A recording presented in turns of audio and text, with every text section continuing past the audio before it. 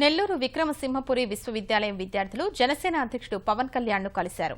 విశ్వవిద్యాలయంలో సమస్యలు, అక్రమాల్ని విద్యార్థులు పవన్ దృష్టికి తెచ్చారు. తమ సమస్యలపై ప్రభుత్వం స్పందించడం లేదని, అందుకు నిరసనగా విద్యార్థుల బృందం పవన్ కళ్యాణ్ ను కలిసేందుకు కాలినడకన బయలుదేరారు.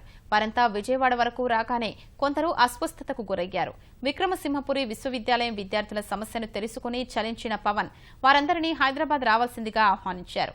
హైదరాబాద్లోని రామోజీ ఫిలిం సిటీలో కాటమరాయుడు సినిమా షూటింగ్ లొకేషన్లో విద్యార్థులు పవన్ ను కలిశారు. విశ్వవిద్యాలయంలో ఇబ్బందుల్ని విద్యార్థులు పవన్ కు వివరించారు. విద్యాలయాల్లోనూ నియామకాల్లోనూ అవకతవకలు జరిగాయని, తమ సమస్యల్ని అనేకసార్లు ప్రభుత్వం దృష్టికి తీసుకెళ్లినా స్పందించలేదని విద్యార్థులు జొన్నలగడ్డ సుధీర్, గంగిరెడ్డి పవన్ కు తెలిపారు. విద్యాలయంలో అక్రమాలపై పత్రికల్లో కథనాలు పరిశోధించి రూపొందించిన నివేదికల్ని అందజేశారు. విద్యార్థుల సమస్యలపై పవన్ స్పందించారు. విక్రమసింహపురి విశ్వవిద్యాలయంలో సమస్యల పరిష్కారానికి విచారణ కమిటీని ఏర్పాటు చేయాలని పవన్ ప్రభుత్వానికి సూచించారు. మానవ వనరుల శాఖ మంత్రి గంటా శ్రీనివాసరావు నెల్లూరు వర్సిటీ సమస్యలపై దృష్టి సారించాలని పవన్ కళ్యాణ్ కోరారు.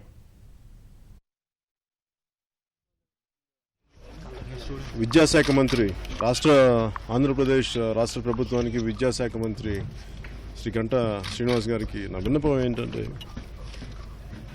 గత కొద్ది సంవత్సరాలుగా ఇక్కడ చాలా అవకతవకలు జరుగుతున్నాయని చెప్పి విద్యార్థులు చాలా బాధలు వాళ్ళు నాకు విన్నవించారు. ఒకసారి ఎలాంటి, ఎందుకంటే లాస్ట్ అన్ని పేపర్స్లో కూడా ఇక్కడ చూస్తుంటే అన్ని పేపర్స్లో కూడా చాలా ఉన్నాయి, మీకు చాలా అవకతవకలు ఉన్నాయి, విద్యార్థులు చాలా బాధపడుతున్నారు. ఒకవేళ దీంట్లో మీరు ఒకసారి ఒక నిజ నిర్ధారణ కమిటీ వేయవలసిందిగా నేను మనస్ఫూర్తిగా మిమ్మల్ని కోరుకుంటున్నాను. ఎందుకంటే నేను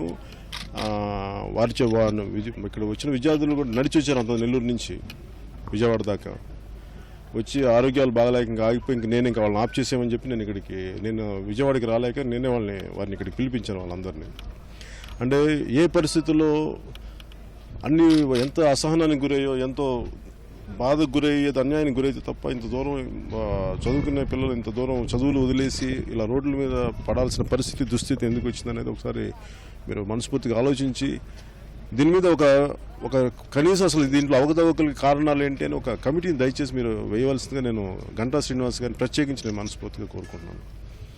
అంటే ఏం లేదు, మనం కానీ దీన్ని విద్యార్థుల తాలూకు బాధల్ని, ఈ సమస్యలు మీరు సరిగ్గా దీన్ని డీల్ చేయలేని పక్షంలో అది రకరకాల విపత్కర పరిస్థితులు దారితీస్తాయి. అక్కడి దాకా వెళ్లకుండా మీరు విఘ్నతతోటి దీన్ని సమస్యకి పరిష్కారం ఇవ్వాల్సి మనస్ఫూర్తిగా మిమ్మల్ని ఈ సమావేశంలో నేను మీకు విన్నవించుకుంటాను.